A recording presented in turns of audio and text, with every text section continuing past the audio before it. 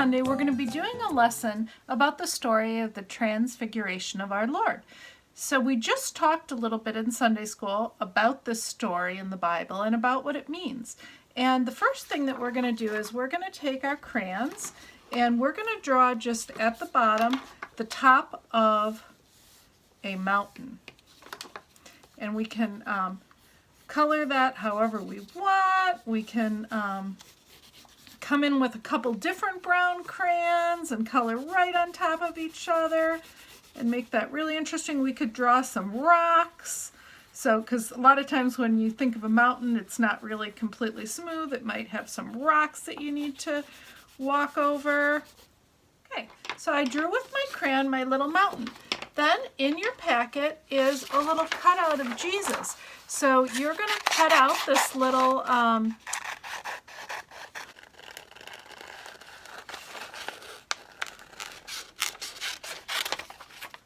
so this is like a silhouette.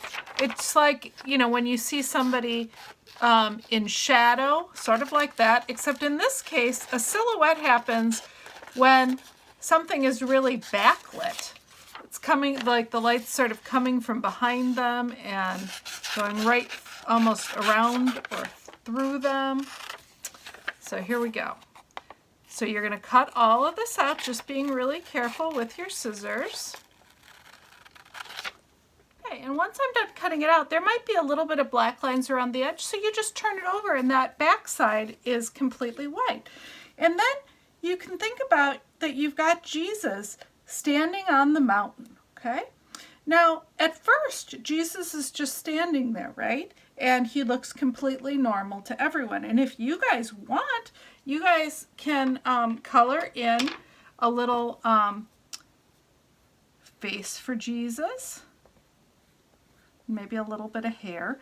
A lot of times, when we think of Jesus, we might think of him as having, a lot of times people think of him as having a beard. I don't know that we really know that, but for sure. But we can draw him how we want to. We can give him some little eyes.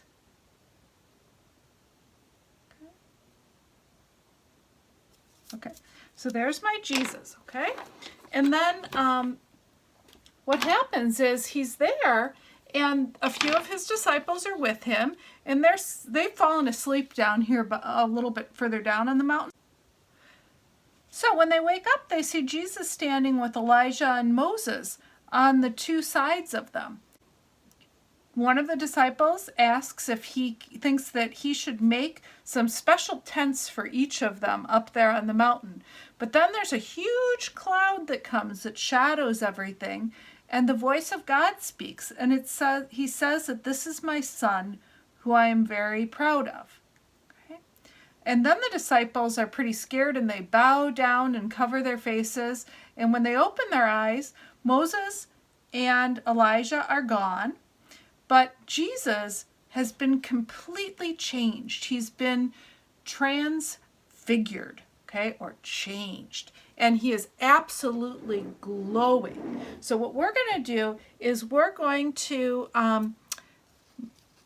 make a little dot just under where your person is, so you know how tall your person is. And then we're going to start here, and you could even make a little line that might help you. And you're going to go like this with a nice bright yellow crayon, and we're going to go all the way around, and we're making that light that they describe as this glowing light. And we're going to go all the way around, and when you get to the top, you're just going to keep going like this all the way around in a circle. And we'll go all the way this way. And we're just drawing in those amazing glowing background behind where Jesus is standing. Okay? Then we can test and we can see how it looks behind Jesus, and we can decide if we need to add a little bit more or not. Just that's up to you how bright or what you want this to look like a little bit. I'm adding just a little bit more because I want it to really look like it's glowing. So going back and forth and back and forth and back and forth. And we're going to make this really bright and beautiful. And then when I'm all happy with that, then, like this and get any little pieces off, then I'm going to take my glue stick and I'm going to glue my Jesus down on top. And this is how he appears to the disciples, as changed and glowing.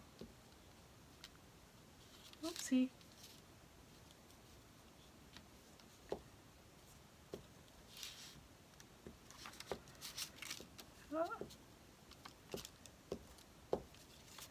Okay, and I'm going to put his feet right on the mountain, and then I'm just going to press him down so he'll stay. And then when you look at this, you can remember how Jesus was changed as he stood on the mountain. And we can also think about what God calls us to do, and how having Jesus and God in our lives changes us, and how it calls us to change ourselves and to become more and more like Jesus each day.